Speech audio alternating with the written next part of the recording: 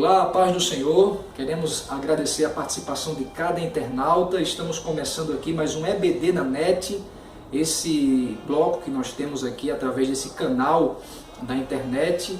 Nós somos da Igreja Evangélica Assembleia de Deus, da Convenção em Abreu e Lima, o pastor presidente, o pastor Roberto José dos Santos, e sempre estamos, sempre que podemos, aqui comentando cada lição da Escola Bíblica Dominical, sempre aqui com os nossos companheiros. Hoje está o vice-superintendente, nosso irmão Marcelo, o secretário, nosso irmão Sóstenes. Pai do Senhor, irmãos. Amém, Abraão. Uma pergunta para não fugir da regra. Vocês estão animados hoje? Graças a Deus. Muito bem. Tá. Sempre animado, não é isso? Muito bem, hoje nós vamos estudar mais uma lição, a lição de número 10. O título da lição é A Origem da Diversidade Cultural da Humanidade.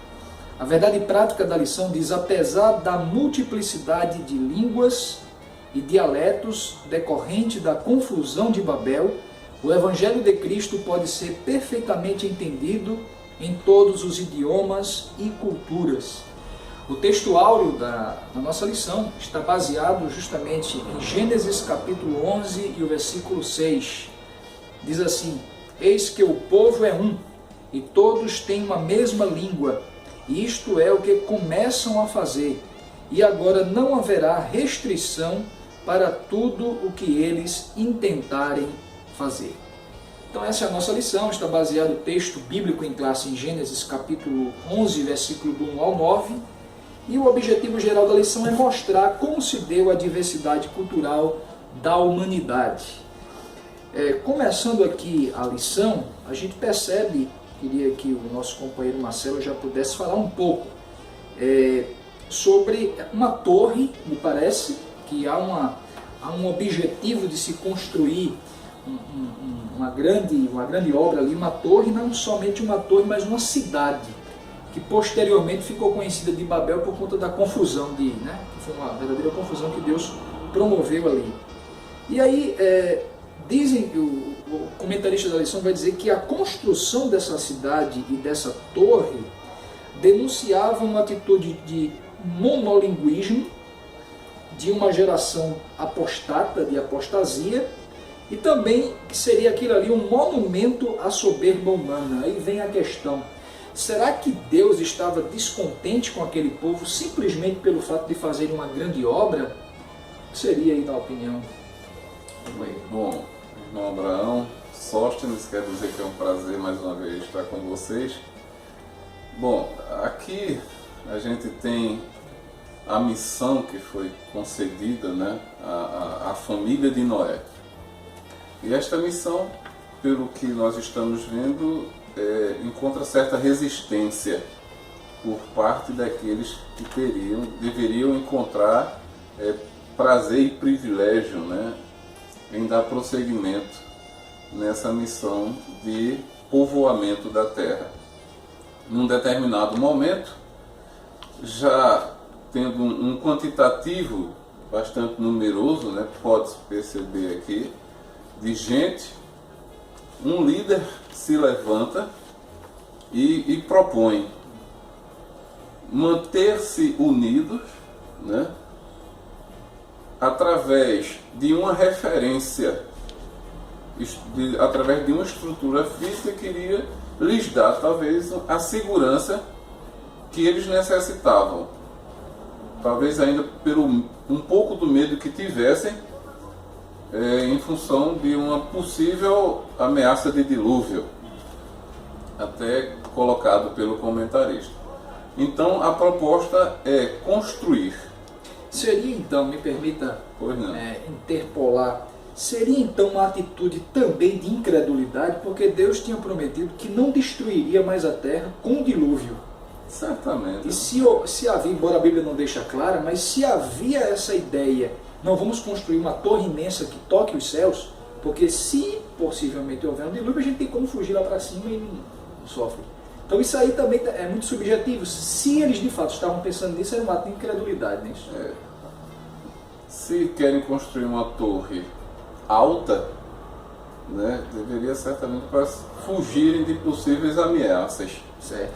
Então, ali a missão, a princípio do líder que toma ali a iniciativa de construir esse grande prédio é para manter concentrada a população, tá certo? Manter aquela população concentrada para proteger-se, para se protegerem da ameaça, até em função da incredulidade, No animais.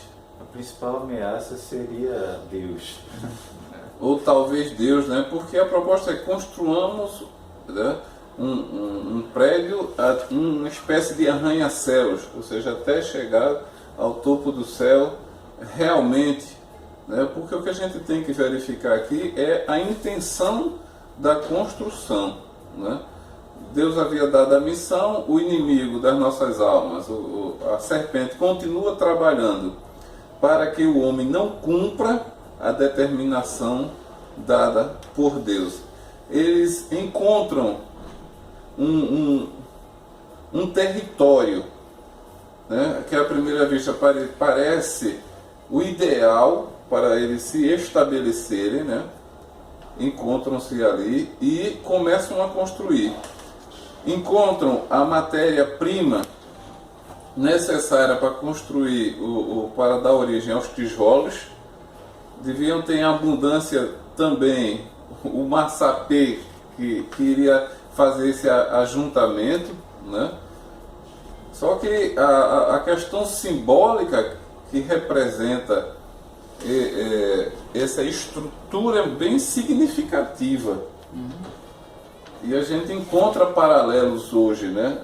Não à toa a gente percebe a concentração urbana nos grandes centros, né, urbanos, né? Nas grandes metrópoles, as pessoas fogem para lá sempre com a ideia de que a estrutura, a oferta, a possibilidade de uma vida melhor nesses ambientes estão mais propícios, né? E sempre no sentido de demonstrar de não precisar de nenhum auxílio que não seja possível alcançar pelas suas próprias mãos. Ou seja, é o homem dizendo, mais uma vez, obstinadamente, né, rebelando-se contra eles, a gente não precisa de Deus. Nós vamos construir a nossa própria cidade, vamos conseguir suprir nossa própria demanda com um esforço único e exclusivamente. E a intenção era não se espalhar, né? Que aí já justamente contrariava um mandamento divino, né? Era crescer, multiplicar e povoar toda a terra, espalhar-se. O versículo de número 4, ele diz exatamente isso. Façamos um nome, ou seja, ganhemos fama, notoriedade ou a força necessária e suficiente para desobedecer a Deus e não sofrer com isso. De modo que consigamos, inclusive, que não sejamos espalhados sobre a face de toda a terra. Eu, quando lia, assim, o texto não é claro, não é nítido, não expressa isso, mas quando eu lia, eu pensei, inclusive, num controle de natalidade. Pensei que, assim, eles tinham tanta intenção de desobedecer que não queriam se espalhar e também não queriam crescer, não queriam se multiplicar. E isso acaba sendo algo natural quando nós vivemos em ambientes confinados. Olha, se temos 5 em uma pequena sala, nós não queremos que haja 10 ali naquela pequena sala. Então, mais cedo ou mais tarde, a forte tendência seria manter, de alguma maneira, criar um método de controle de natalidade. Ou seja, a intenção ela é de inteira desobediência, até de sarcasmo, quanto à vontade de Deus. Entendo. E aí realmente a gente vê o homem mais uma vez indo de encontro à vontade do Criador. A gente percebe que Adão e Eva presumiram que talvez Deus não poderia agir na vida deles e eles erram, eles falham, se rebelam contra Deus. A gente vê mais na frente outras circunstâncias que nós estudamos já em lições passadas e aqui tornamos a ver de novo o homem ele se afastando sempre resistente, né? Sempre resistente. E aí onde entra a questão que seria um monumento à soberba humana.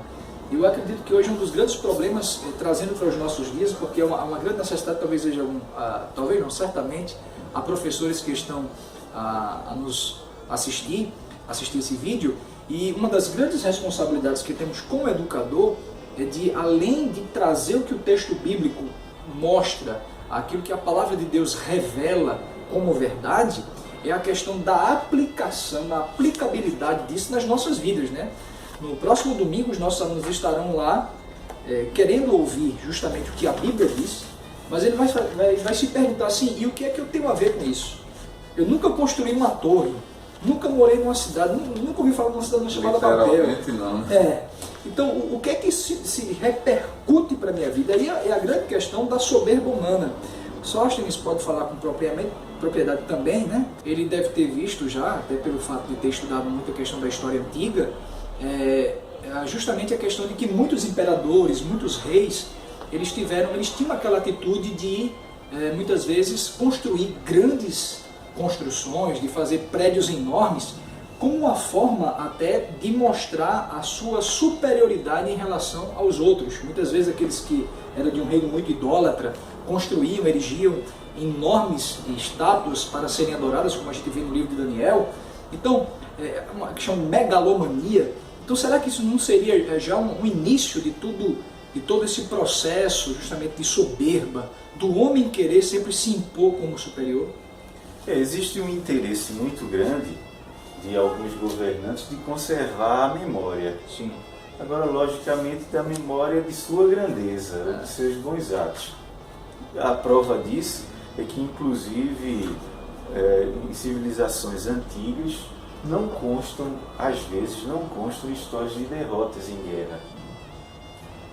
É comum, inclusive, se criar mito a respeito de uma determinada batalha ou se justificar de maneira diferente para a população que ficou, que não foi ao campo de batalha. Sim. Até dando razões para a morte de um rei, por exemplo, que tenha morrido, tenha sido vítima em campo de batalha.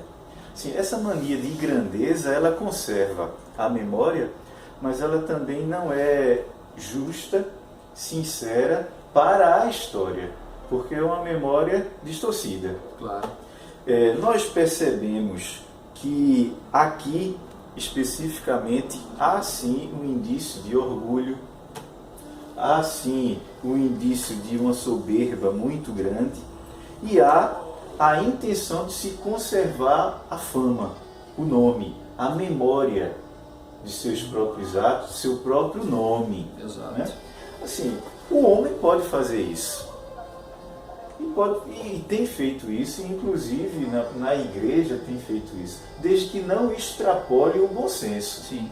Se eles estivessem construindo cidades e monumentos para serem lembrados, muito provavelmente Deus não interviria de forma contrária. Porque hoje em dia isso é praticado ainda e Deus não intervém. Mas a questão é que eles afrontaram a própria divindade.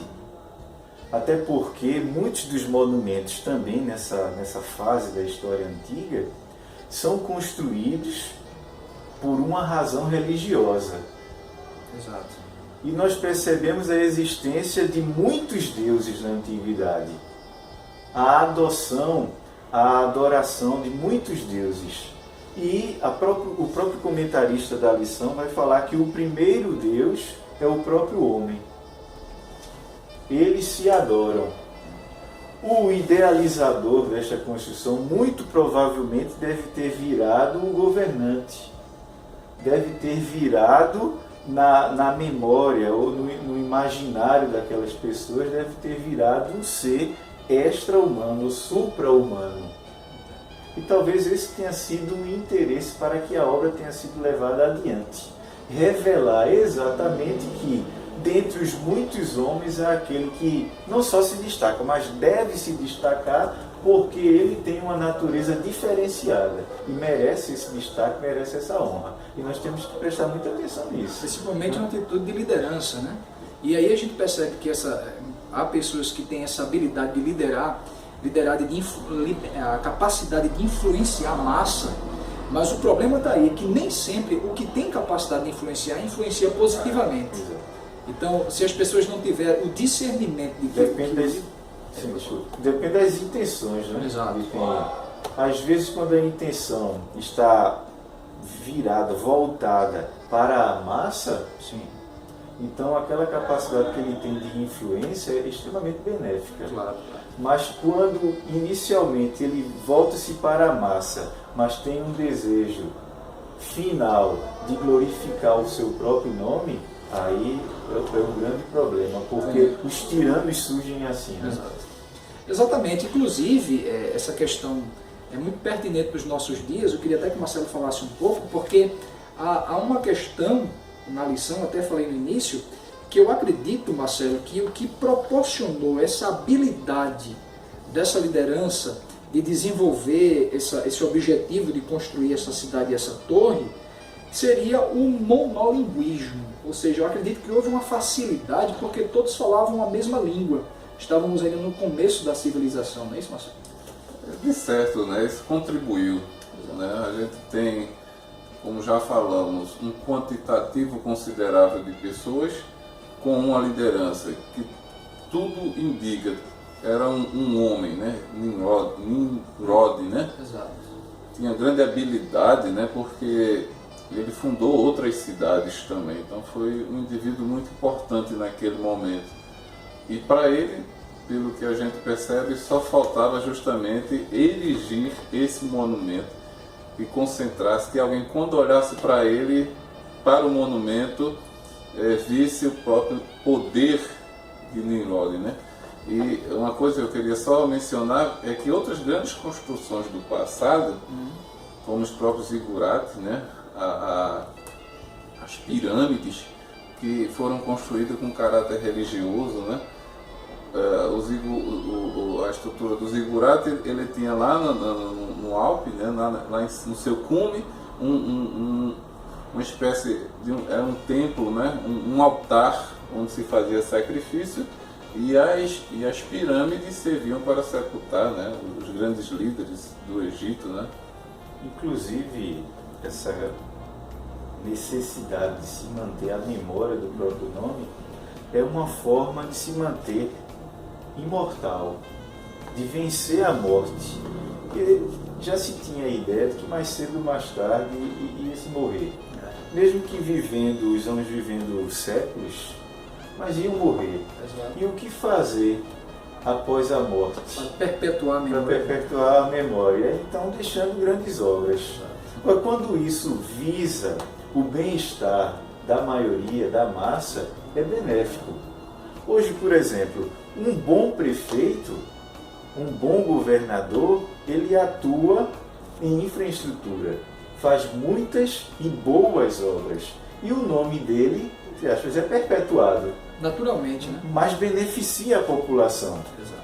Né? Beneficia a todos. E 50 anos depois alguém vai dizer, olha, tem o nome de tal personalidade porque foi o responsável por este ato, a contribuição que deu para o desenvolvimento, para essa capacidade que a sociedade de hoje tem, veio de décadas atrás através de uma pessoa. Agora deixe-me entrar mais especificamente, por exemplo, volto a falar professores de escola dominical, nós que estamos aqui trabalhando, no ministério cristão, seja ele o ministério de ensino, de evangelismo, muito bem, devemos ter objetivos que beneficiem o povo de Deus. Claro, nós que trabalhamos na obra de Deus, somos servos dos servos de Deus. E aí eu acredito que a gente tem uma linha tênue muito grande. Eu acredito que a maior preocupação, claro, como você bem colocou, seria essa questão de servir, de beneficiar a comunidade, de beneficiar os membros da igreja, de beneficiar o povo de Deus, independentemente se o nosso nome ficar conhecido ou não. E aí é uma grande questão. Enquanto igreja, a gente fala, claro, aí eu volto àquilo que você falou, claro, se você faz uma obra para Deus, de coração, com muito amor, com muito prazer, e visando o benefício do povo de Deus e o nome do Senhor sendo glorificado, claro que naturalmente as pessoas vão lembrar de você, mas esse não deve ser o nosso foco. de ser lembrado ali ou acolá. Mas como consequência, claro, a gente sabe que isso pode acontecer e a gente não tem como estabelecer isso como um pecado. Ah, que não pode, o pastor ficou conhecido, tal, o pastor não pode ser conhecido. Há circunstâncias que nem o próprio Jesus corria da fama, né? Jesus fazia um milagre aqui, um milagre ali, ensinava aqui e de repente não conta para ninguém, mas as pessoas não conseguiam ficar caladas, tinham que contar o que tinham recebido da parte de Jesus. Não, o próprio Deus premia as pessoas com a construção da memória. Exato. O próprio Deus premia. Olha, quando a mulher chora aos pés de Jesus, derrama o perfume, enxuga os pés de Jesus com os seus cabelos, Jesus garante que aquele ato e aquela pessoa seriam lembrados. Sim, Ou seja, sim. conservou a memória daquela mulher Exato. pela prática de humilhação e de humildade dela. Exato. Então, Deus, quando nós encontramos na Bíblia a menção genealógica, o próprio Deus assume um compromisso de manter com que estes nomes sejam lembrados. Até mesmo quando ele diz, eu sou o Deus de Abraão, de Isaac, Exato. de Jacó. Abraão, Ele meu amigo. resgata a memória, né? Exato, E exatamente. resgata aqueles personagens, faz com que eles se tornem, entre aspas, imortais, porque vão perdurar na mente, no imaginário das pessoas. Exato. Agora, assim, no âmbito da igreja, é um pouco diferente. Por quê? Porque nós não fazemos para agradar a comunidade, ou Exato. beneficiar a comunidade inicialmente. Nós agradamos a Deus. A Deus. Se aqueles homens da época da torre decidissem agradar a Deus tão somente, Deus faria o resto. Exato. Cumpriria com o desejo do coração, Deus concederia maravilhas, distinções, honrarias, Deus faria o resto. Exato. E a comunidade obrigatoriamente seria beneficiada, porque quando nós cumprimos com a vontade de Deus, nós sabemos que ela é boa e é boa, perfeita, agradável, não só para Ele mesmo, Sim, mas para aqueles que a cumprem e para aqueles que estão ao redor. exatamente. E aí a gente tem que, como eu falei, essa linha tênue, muito bem colocado por vocês, e essa linha tênue porque, infelizmente, devido à teologia da prosperidade, às vezes algumas pregações, algumas mensagens acabam induzindo a membresia da igreja a buscar essa notoriedade, independentemente da vontade de Deus. Olha, Deus está dizendo que o seu nome vai ser conhecido, alguém que falava mal de você vai ser humilhado, e vive em função desses chavões, de que a pessoa vai ter notoriedade, de que a pessoa vai sair do anonimato, e aquilo como se fosse uma obrigação de Deus, tirar do anonimato todo e qualquer cristão, todo e qualquer servo dele. E não é uma obrigação de Deus e também isso não é uma necessidade da vida cristã. Deus chama alguns para determinadas obras, visando a glorificação do nome dele e a edificação do seu povo. Se vai ficar notório ou não, aprove a Deus assim ser, não é isso? Mas em qualquer circunstância, a simplicidade e a descrição são essenciais. Exatamente. Né? Sendo famoso ou não. Até o próprio termo fama não existe, né? Para o cristão. Mas o que eu queria fazer, Abraão, retomar até a pergunta que você fez sobre a questão do monolinguismo, né? Sim. A contribuição que deu e de forma que favoreceu, né, toda essa desordem, vamos dizer assim, contra Deus. A gente resgata do passado e percebe uma realidade tão presente, né?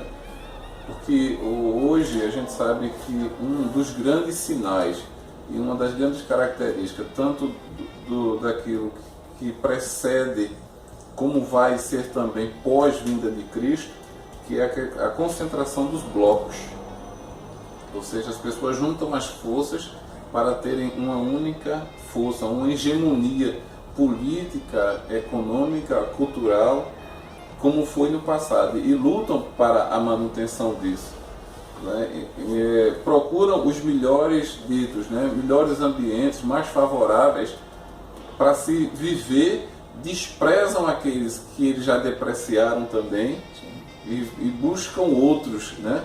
E quando a gente falou da construção de edifícios, como é interessante, se constrói hoje edifícios de 400 metros, de 300 metros, ou seja, sempre na intenção de mostrar capacidade tecnológica, né, de engenharia, de arquitetura, mas também de poder. Ou seja, quem é que está sentado no último andar lá em cima? Então ele tem essa hierarquia, né? Então tem poder envolvido, tem um desejo de autonomia, de autossuficiência. E ambição também. Sem falar da questão, quem é que pode ter um escritório naquele ambiente ali, ou se for uma residência, quem é que é capaz de... Então, é meio que elitiza, né? Um grupo elitizado. Totalmente excludente. Né? Excludente. Elitizado, excludente. Então hoje você vê, foi necessária a intervenção divina para que o povo se espalhasse através, né, dessa que a gente chama de confusão de línguas, né? Então hoje a gente vê essa reaproximação dos povos, das culturas, algumas culturas desaparecendo, dando origem a outras, justamente por causa dessa integração. Entendo. Porque com a internet, então as distâncias, o que era distante já não parece tão distante.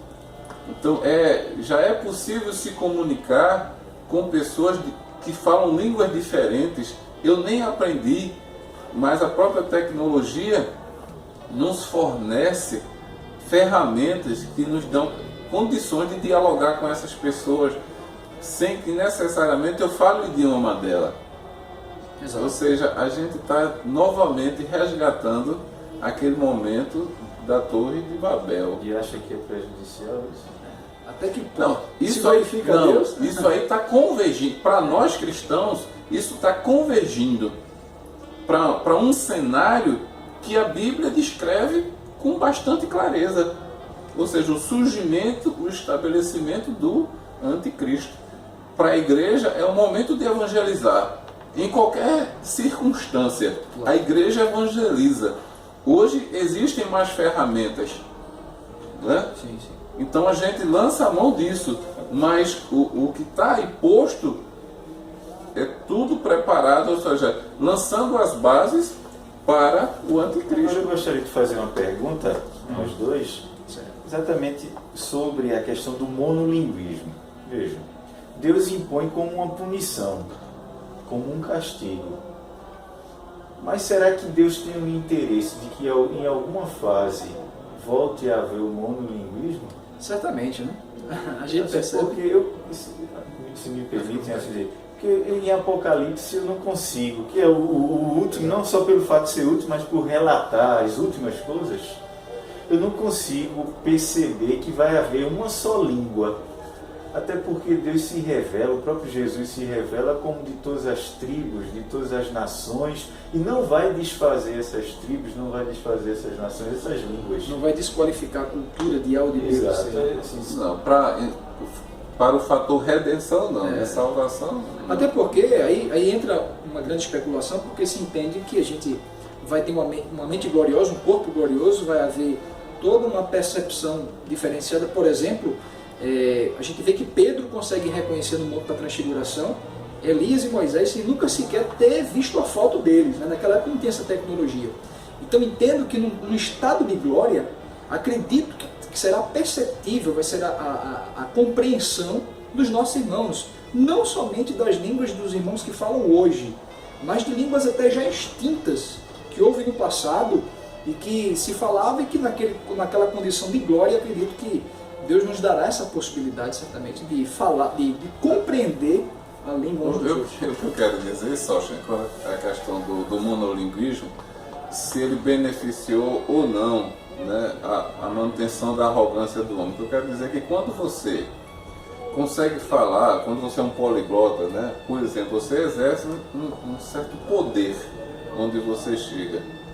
Né? Você tem essa capacidade, essa habilidade de comunicação, de se relacionar com pessoas de diferentes culturas e países. Né? Então, o que a gente vê é que se não há a intervenção de Deus, Deus não destruiu o que foi construído, Deus não mandou fogo do céu para consumir. Desfazer tudo. Não, o que Deus fez foi um método que desse ao povo a capacidade de se espalharem. O povo precisava se espalhar. Né? Ou seja, se eles não se espalham, como você mesmo já falou, eles não se multiplicariam. E não cumpririam o propósito de Deus. De forma Mas é justamente aí que eu queria entrar, que já estamos entrando já no segundo tópico, que vai falar, nós praticamente falamos do primeiro ponto, que diz uma cidade à prova d'água, né? Que talvez o comentarista disse que provavelmente eles tinham uma ideia de que poderia haver um outro dilúvio e eles estavam se prevenindo. Mas aí ele vai falar sobre a torre que Deus não viu. E aí diz, quando ninguém mais entende, vai falar justamente que Deus desce, uma linguagem antropomórfica, né? Deus sabe todas as coisas, que Deus desce, Deus confunde. E aí eu acho interessante, em off eu estava conversando com o Sóstenes em outro momento, que algumas pessoas perguntam por que a construção da Arca de Noé, feita por praticamente 4 homens, Noé e seus 3 filhos, deu certo.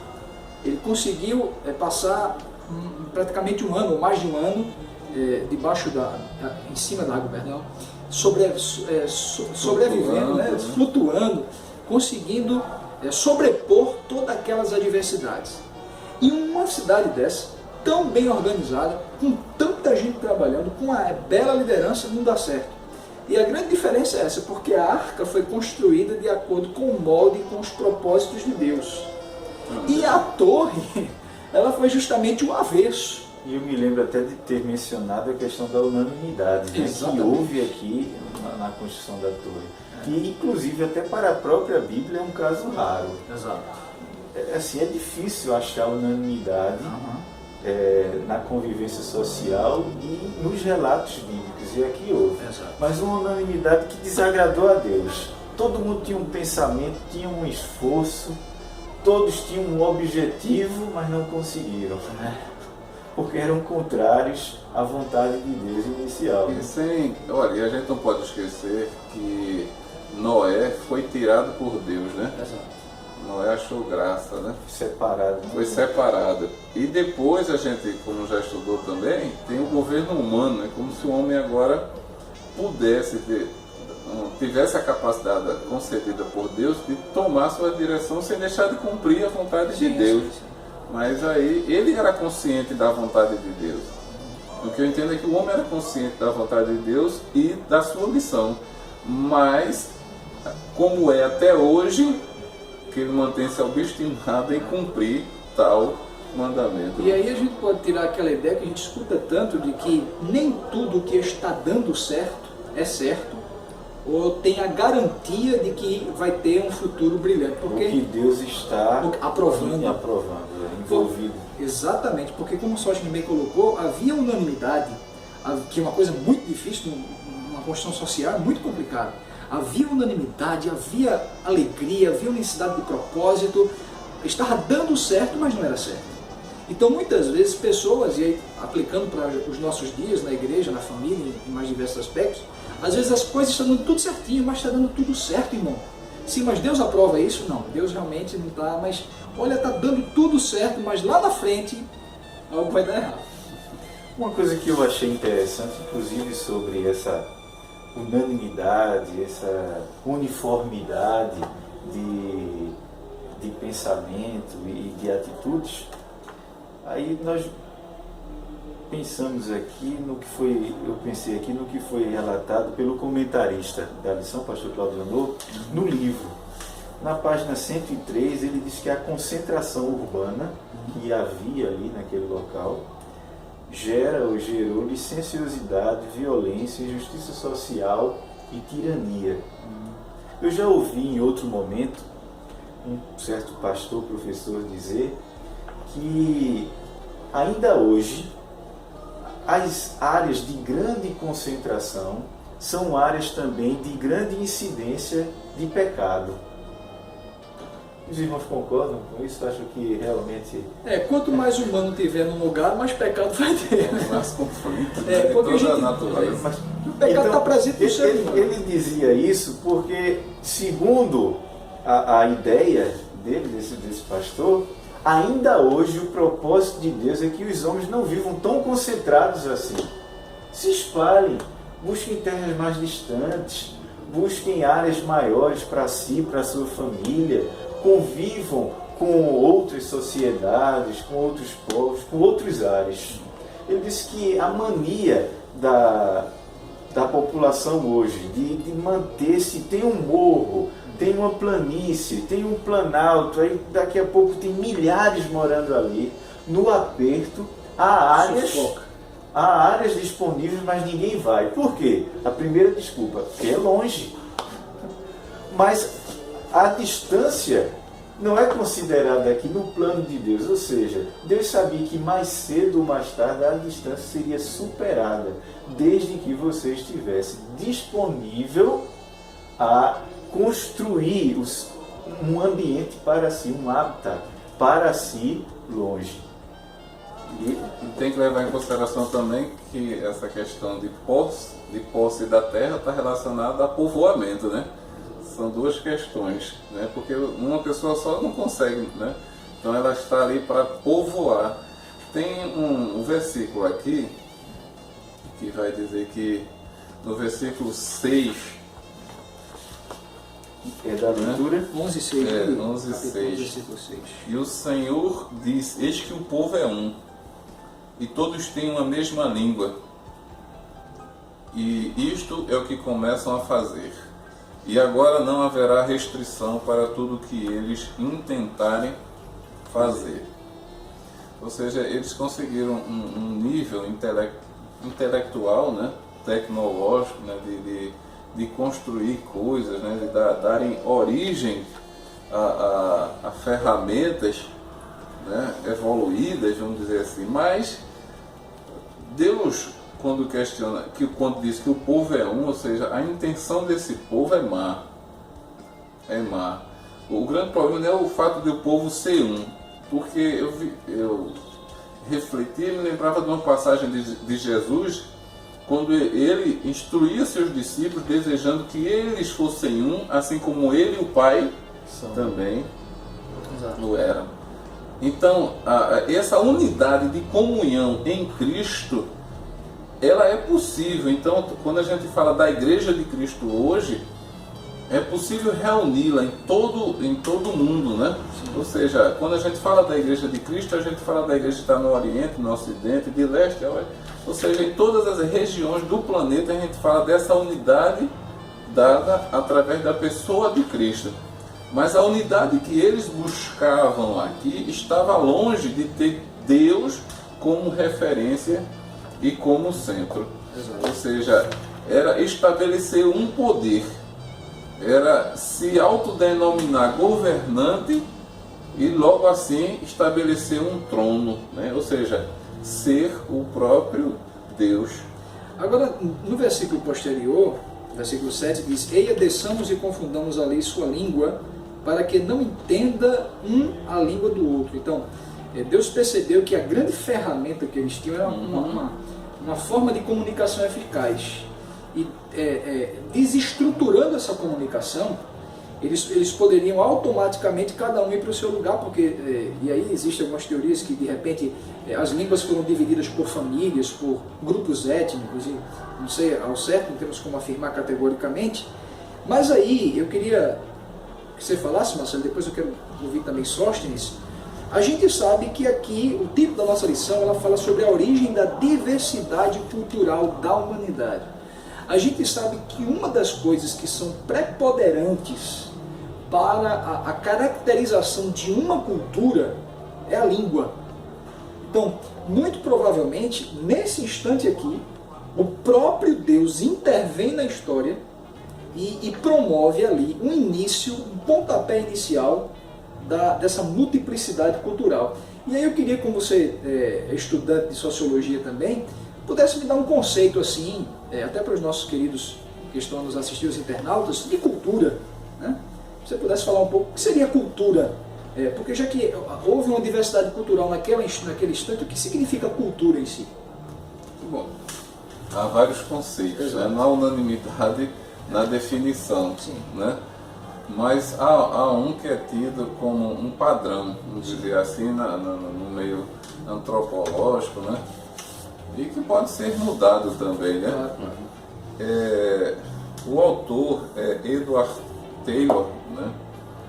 E diz assim para ele: cultura é tomado em seu amplo sentido etnográfico, né, é este todo complexo que inclui conhecimentos, crenças, arte, moral, leis, costumes ou qualquer outra capacidade ou hábitos adquiridos pelo homem como membro de uma sociedade. Ou seja, esse conceito aqui, ele concentra tudo aquilo que pode ser produzido por uma sociedade, pelo próprio homem, pelo homem que compõe esse ambiente, né? Ou seja, tudo isso, toda essa construção, né, formata a cultura, que aí diferencia-se, né, de região, de país. Então cada um vai construir um sistema cultural dentro de uma realidade distinta, né? Come diferente, veste-se diferente, fala um idioma diferente. A gente vê dentro do próprio Brasil várias tribos indígenas que se diferenciam uma da outra pela sua cultura. E aí vai, à medida que a gente vai interagindo também com outras pessoas, a nossa própria cultura pessoal, ela vai sofrendo, né, essas alterações, vai agregando alguns valores, sucumbindo outros, né? Agora há de convir que, do ponto de vista bíblico, a gente tem que ter muito cuidado, né? A gente não pode permitir que novas culturas desconstruam valores Eternos. Exato. Né? Não podemos permitir isso. Um ponto muito importante do estudo de cultura é a tradição, que significa transmissão. É a mesma raiz de tradução e de transmissão. A transmissão da cultura, a construção de uma tradição da forma como nós hoje conhecemos. Ou seja, existe uma mentalidade para um grupo social, para um determinado grupo. Existe uma cosmovisão, uma visão de mundo. Então, a partir do evento ocorrido na torre, a visão de mundo ela passa a ser diferenciada. Mas de acordo com o quê? De acordo com a experiência individual, de acordo com a experiência coletiva, de acordo com o ambiente onde se vive. O clima, né? O clima, a vegetação, para onde ir, no caso, o que vão fazer, das atividades, aí vem o como, das atividades, porque alguns povos, eles vão sentir uma facilidade enorme de encontrar meios de subsistência, outros não. Sim. Vão encontrar facilidade para tratar com a terra, mas não é, eu não digo aqui da agricultura, mas achar os minérios, de como beneficiá-los, de modo que eles vão se tornar, entre aspas, mais desenvolvidos do que outros. Mas o que é que garante essa ideia de desenvolvimento ou não? Senão a própria cosmovisão, senão a visão já de um termo grupo, desenvolvido, né? ou o próprio termo, e o termo relativo. de onde vem, senão... Então, a cultura é um elemento extremamente importante. O estudo é bíblico, Deus tem o interesse, não no estudo, mas na aplicabilidade da cultura, e nós temos que estar atentos de que ela é transmissível, passa de geração a geração, mas ela está condicionada a espaço, a tempo, a pessoas, subjetivo, então pode mudar.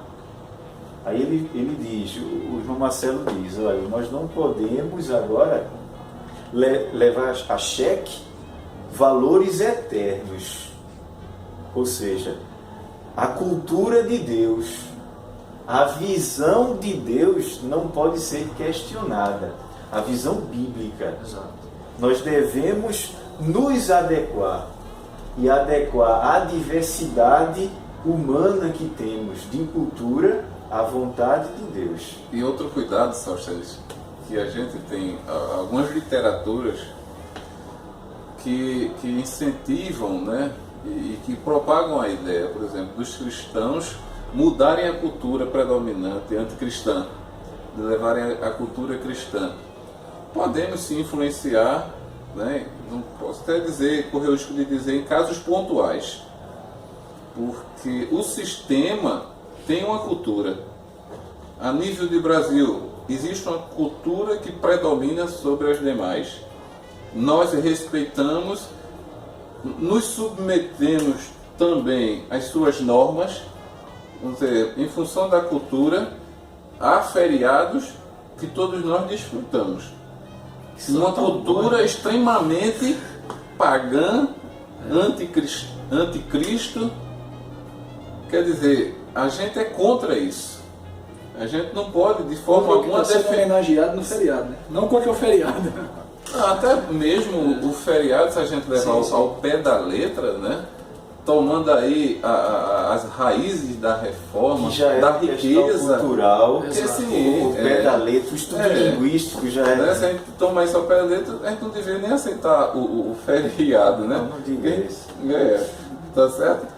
Então, a gente tem que ter muito cuidado nesse ponto de vista, a questão da cultura predominante no Brasil. Então, há literaturas no nosso meio, né? Há um livro, por exemplo, se vocês podem me ajudar, até o título exato, Como os cristãos devem viver no mundo de hoje, tema mais ou menos de Charles, é um autor americano, me perdoe, o título agora me fugiu, eu vi a ideia, Qual é a ideia do livro? Justamente, como viver no mundo de hoje, com essa cultura totalmente antibíblica, ou seja, em alguns pontos ele vai mostrar como nos Estados Unidos o ensino, a estratégia de educação, ela mudou e mudou para pior, não ajuda em nada. Hoje, no nosso caso, acontece algo semelhante, né? Essa cultura chamada cultura moderna, né? Que quem for contra ela tem uma mentalidade atrasada. Então fica muito difícil a gente entender, somos cristãos, vamos lutar por uma construção cultural bíblica e que aí possa alcançar todas as pessoas. Assim, nós podemos, numa perspectiva de salvação, de redenção, porque estabelecer essa cultura aqui só no milênio. Mas né? nós temos que ter em mente que aquilo que eu até mencionei como cultura bíblica é o enaltecimento de valores éticos. Eu não estou falando dos costumes em si, de forma alguma. O tema ele é muito algo complexo, que é comum ao cristão, em qualquer lugar do mundo. Nós estamos tentando simplificá-lo, mas ele é extremamente complexo. Sim. Até porque Deus é o próprio inventor, autor da diversidade cultural. Como vimos aqui. É Ele que inventa, mas nem todas as culturas hoje o agradam em suas práticas. Exato. Até porque a cultura está muito relacionada também à religiosidade e à religião. Acaba estando extremamente associada. E nem toda religiosidade é agradável ao Deus único e verdadeiro. Até porque, como foi colocado aqui que a cultura muda, uma das ideias de cultura é que a cultura é algo que é produzido pelo homem. A cultura, você percebe que Deus ali, ele muda as línguas, mas a partir de então cada um vai para o seu lugar e eles mesmos criam suas gírias, criam novas línguas, né? Surgem novas línguas, porque o homem produz cultura. E aí é uma grande questão que às vezes a gente sofre na nossa sociedade, porque algumas atitudes anticristãs, em nome da cultura, querem legitimar seus atos. Eu não vou citar aqui algum exemplo, mas, por exemplo, às vezes nossos filhos, né, nas escolas, não, mas isso é uma questão cultural, pai. Ele é folclore, isso faz parte da cultura. Sim, mas simplesmente pelo fato de fazer parte da cultura do país ou da região, isso legitima como algo da bom? religiosidade, né, do local, que é desagradável à Bíblia e a Deus. Exatamente. Então o fato de ser cultural não quer dizer que está legitimado. Olha, é ótimo porque é cultural. Temos que fazer esse entendimento. Claro, uma coisa que é muito clara é que não existe uma cultura melhor do que a outra. Não existe um idioma melhor do que o outro. O português é mais belo do que o francês porque é mais belo do que o alemão. Não. Diante de Deus não tem essa questão de uma cultura melhor do que a outra. O que Deus quer é que dentro daquela cultura, seja ela africana, seja ela asiática, seja ela americana, sul-americana, é que nessa cultura, da forma que se fala, da forma que se come, da forma que se veste, eles procurem agradar a Deus e servir ao Deus da Bíblia. Agora, uma questão, isso é de fato, se a gente ficar aqui discutindo, não vamos parar, mas é uma questão. O Evangelho É supracultural, está acima da cultura. está acima da cultura. Então, quando o Evangelho chega num ambiente, e naquele ambiente há sinais culturais que não se ajustam ao Evangelho, o que é que ele faz? Ele tem, se ele quiser seguir o caminho, ele vai ter que abandonar aqueles traços culturais, toda aquela história, porque eu estou levantando isso. A gente chega em alguns ambientes e vamos pregar o Evangelho, por exemplo, os índios. Como pregar aos índios o Evangelho, né? E ao mesmo tempo não destruir a sua cultura, aquela cultura que não é antibíblica, que não é bíblica. E aí eu digo a questão, o Evangelho ele muda em aspectos culturais. E a igreja sofreu com isso. E sofre que hoje há impedimentos, inclusive de missionários nas aldeias indígenas, porque vai alterar a cultura dos índios. No entanto, quando o próprio Instituto FUNAI, né, outros órgãos que, no nosso caso, que é o órgão maior, o FUNAI, mas chega lá e qualquer medida que eles tomem vai mudar a cultura da Eu visitei uma tribo indígena, tinha antena parabólica, tinha televisão, tinha índio deputado. Então, assim, será que o Evangelho nos... porque o Evangelho... Agora, a grande questão é que houve uma falha por parte de alguns evangélicos que eles mexeram justamente o que não precisava mexer na cultura. Chegava lá com o Evangelho e dizia, pronto, agora a partir de então você vai usar sapato, calça, paletó e gravata. Não, não é isso. O Evangelho não tem essa preocupação com essa questão. Né? Então, mas o tempo da gente está indo embora. Eu queria que o nosso querido prezado Sócio deixasse suas considerações finais. Nosso irmão Marcelo, o tema é bom, é agradável, aproveite para comentar com os seus alunos na escola dominical, mas realmente é um tema que o que precisamos colocar é que realmente Deus ele ama todas as culturas e que a sua vontade está acima de todas as culturas. Bem, eu gostaria de agradecer a oportunidade que é concedida de estar aqui. Como todos os que nos acompanham percebem, foi tão dinâmico que no instante o tempo passou e nós não conseguimos analisar todos os detalhes da lição, né? Mas eu creio que aquilo que nós abordamos tenha sido de grande valia e foram assim os principais tópicos. Certamente. Ressaltando que, assim como eu mencionei anteriormente, Deus é que dá origem a todas as culturas, é Ele o responsável por isso. Não é obra do homem, não é obra da evolução da mente humana, nem do ser biológico, mas é o próprio Deus. E como Ele é o inventor, Ele se identifica com essa diversidade. E Ele é o principal mantenedor da diversidade cultural. Desde que sigam valores éticos bíblicos que são universais, como o amor, a paz e a adoração a um único e verdadeiro Deus, que, embora isso esteja sendo omitido, mas o fim, inclusive daquelas outras religiões, é de buscar um Deus soberano. Exato. E nós sabemos que o Deus soberano, Ele não é um dos, mas Ele é o único, Ele é verdadeiro e Ele está no controle de todas as coisas. E devido a isso nós devemos nos respeitar na nossa diversidade, reconhecendo que em Cristo Jesus nós formamos uma unidade. E é só nele.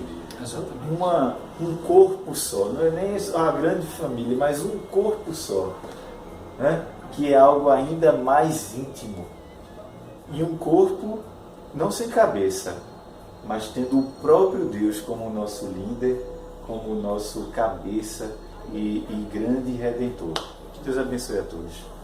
Eu agradeço a Deus, da mesma forma, pelo grande privilégio de estar discutindo uma temática que é muito atual, apesar da gente estar extraindo de uma passagem bíblica bem distante, mas a gente percebe que a humanidade preserva alguns sentimentos que lamentavelmente desagradam a Deus, né? E para que a gente tenha um pouco mais de ideia, quem desejar também adquirir o livro que falamos, né, é o Cristão na Cultura de Hoje. Há um outro livro também, E Agora Como Viveremos, do Charles Colson e a Nancy Pierce, né? Acho que deve ser essa a pronúncia dos nomes. É da CPAD, são excelentes. Vão tratar um pouco da cultura de hoje, né? Como influenciar essa cultura também, como fazer esse discernimento cultural também. E para mim, eu acho que é importante para todos nós hoje é saber justamente discernir o que é de Deus e o que não é de Deus, né? O próprio termo aqui, diversidade, que hoje tem sido explorado com outros sentidos, né? Então, a diversidade, ou seja, o ser diferente. Nesse aspecto aqui, o ser diferente é em relação a Deus, ou seja, pertencente a vários povos, a diferentes formas de vida, de diferentes culturas, mas que em nenhum momento desvija da vontade de Deus, dos preceitos, das normas bíblicas deixadas para o homem, né? Então, essa diversidade cultural, ela é diferente, como já foi falado, em função dos diferentes ambientes e das mentes que vão sendo construídas, né? Das influências externas que vão interferindo no nosso cognitivo e vão dando origem a ideias, mudando ambientes, sistemas, mas essas mudanças jamais podem ir de encontro à vontade soberana de Deus, né? Então, eu espero que os irmãos abordem, né, com temor, com amor, com cuidado, haja vista que é uma temática bastante profunda, né, e que pode se estender bastante. A gente tem que convergir para os valores bíblicos, e aí sim a gente vai ter uma cultura diferente entre nós, mas que para com Deus cumpre integralmente o seu mandato: expandir-se, ocupar a terra e multiplicar-se, né? Amém, é verdade, que a gente possa levar esse legado, esse aprendizado. Certamente não deu para comentar tudo, e aí já fica uma oportunidade para os queridos professores de escola dominical ir ao estudo bíblico para professores, nosso templo central, na Assembleia de Deus em Abreu e Lima, Pernambuco, todos os sábados a partir das 19 horas. Participe, todo sábado tem sido uma bênção, os assuntos que são tratados lá, e queremos mandar um abraço, queremos mandar aqui o nosso sentimento de alegria, de prazer e de muito carinho para todos os internautas dos mais diversos lugares que têm acessado. Continue acessando esse canal EBD na net, colocando seus comentários, se inscreva também, compartilhe para outras pessoas. Quero mandar um abraço para todos os nossos irmãos que estão no interior do estado de Pernambuco, Agreste, Sertão, na ilha de Fernando de Noronha, no campo missionário, em diversos países, como também irmãos de outras denominações, de outras convenções. O nosso prazer aqui é de contribuir e de aprendermos juntos acerca da palavra de Deus, e que possamos de fato guardar isso em nosso coração, que Deus foi o originador que causou aquela explosão cultural, aquela multiplicidade de culturas, mas deu oportunidade para que o homem construísse e desenvolvesse. E aí temos essa responsabilidade de discernir o que agrada a Deus e o que não agrada na cultura, com base na palavra de Deus, que é supracultural, que estabelece o que é bom e o que é ruim na nossa cultura. Que Deus abençoe a todos, uma boa escola dominical para todos vocês, e até a próxima, se Deus quiser, em nome de Jesus. Amém.